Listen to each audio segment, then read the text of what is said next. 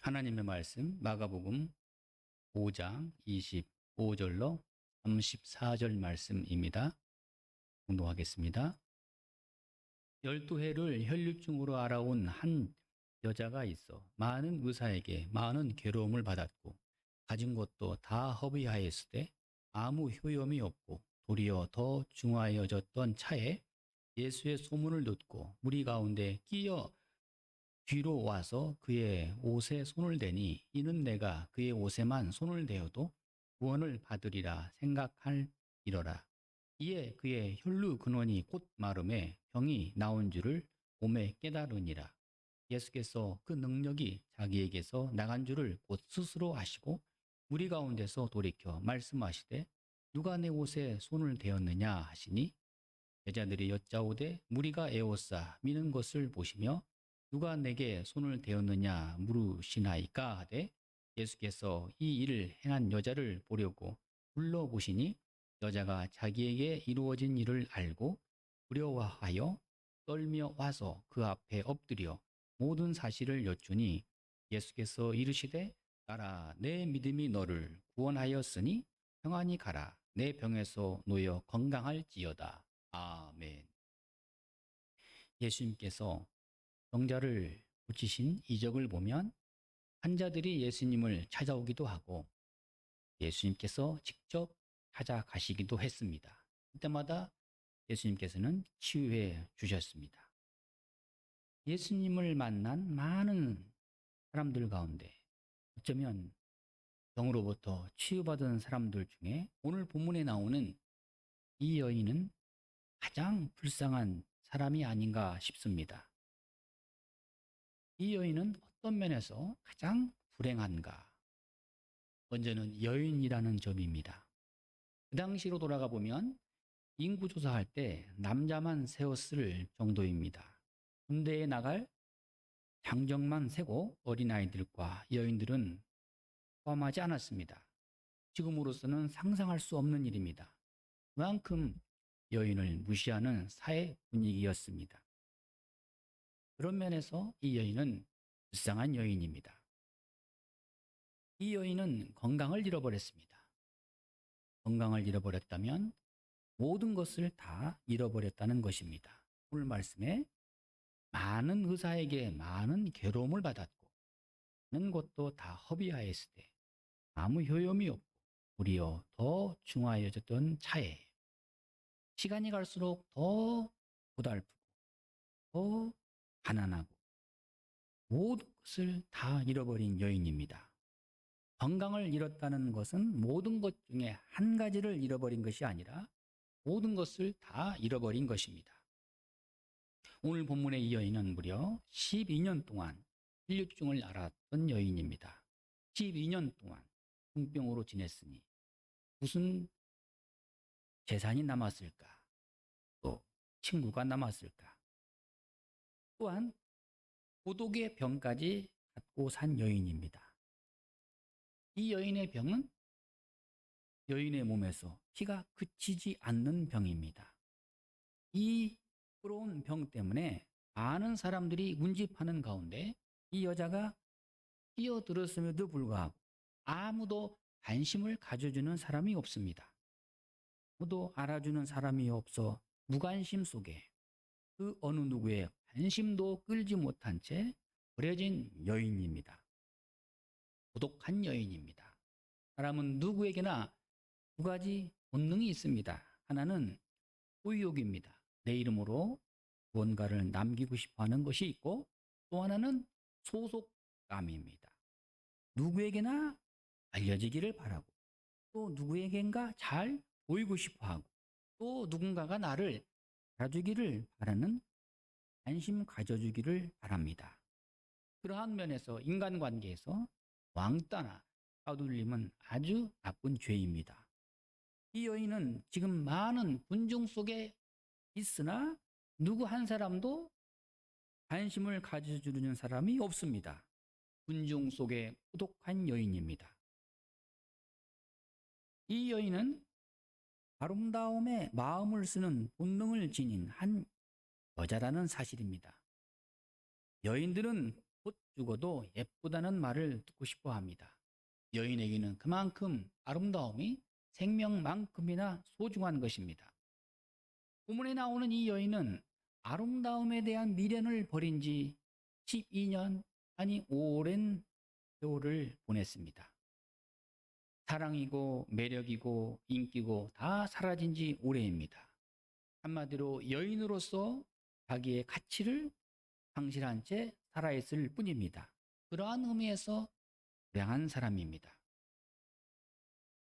또한 종교적으로 버림을 받음으로 인해서 불쌍한 사람입니다.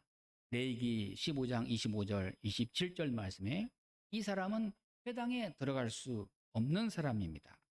또한 사람들이 자기에게 가까이 오면 자기 스스로 나는 부정하다 소리를 내면서 사람들을 피해야만 했습니다.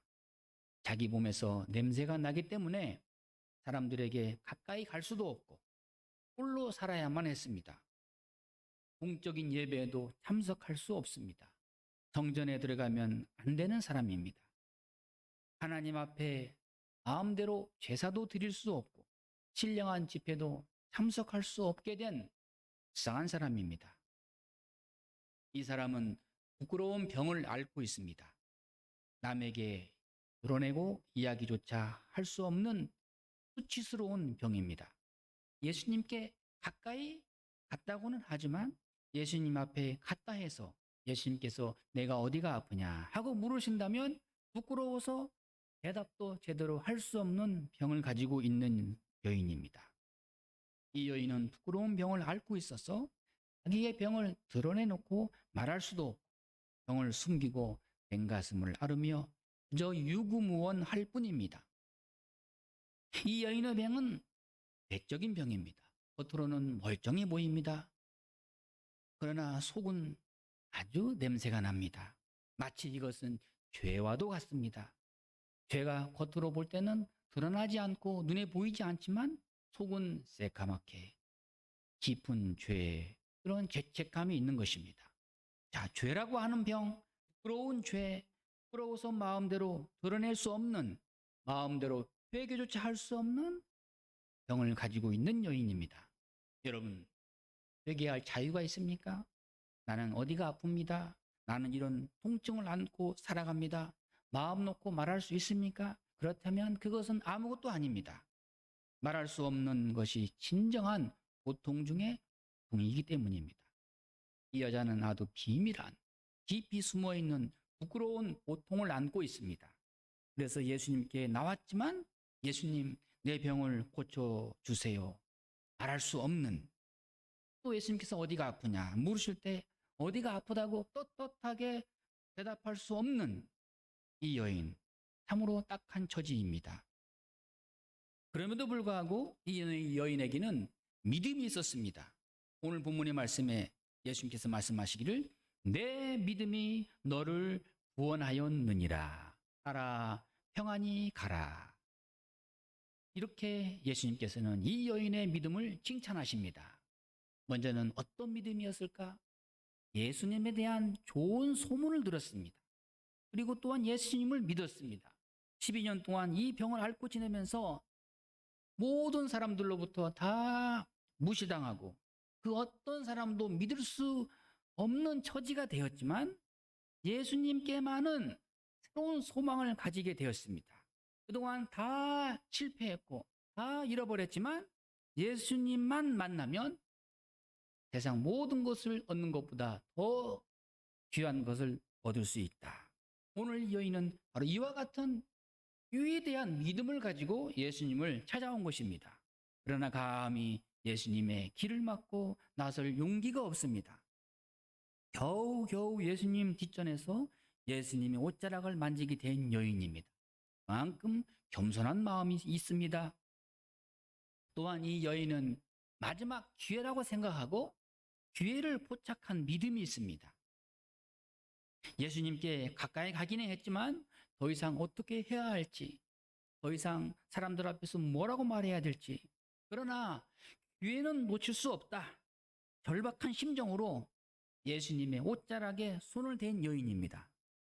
그렇습니다. 우리에게는 복음의 기회, 회개의 기회, 진실할 수 있는 기회, 충성의 기회, 헌신의 기회가 있습니다.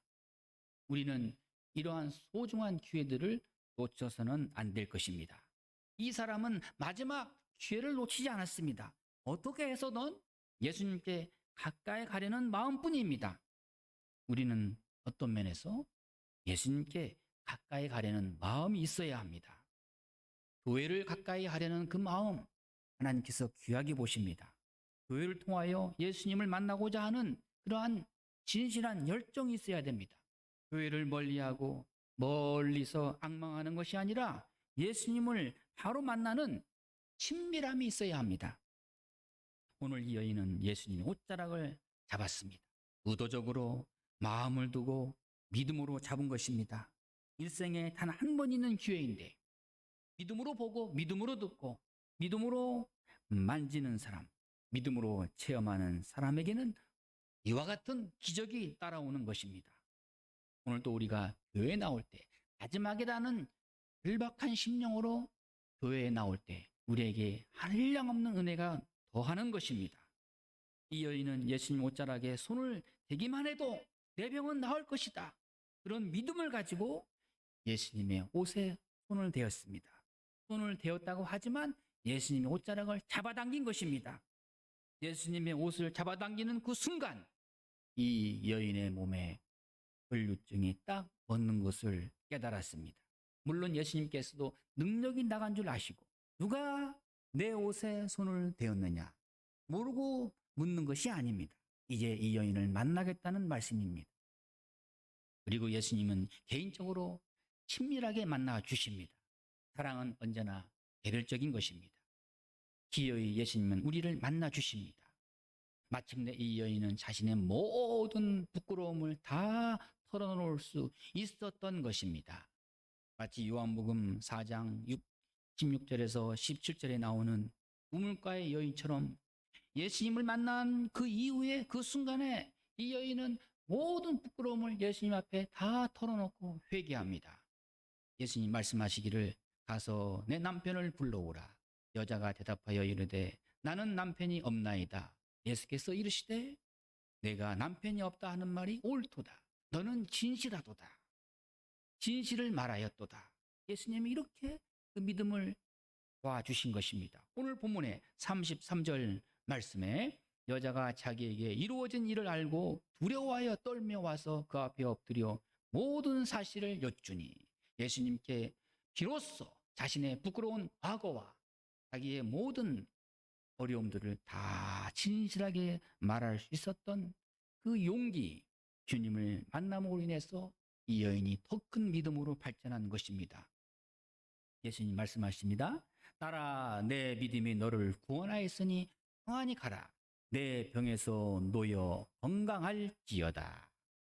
하나님이 나와 함께 하시는 평안, 내 죄를 사하셨다는 확신의 은혜, 주님이 내게 개별적으로 주시는 은혜의 평안, 이 평안을 가슴 가득 안고 이 여인은 물러나게 됩니다.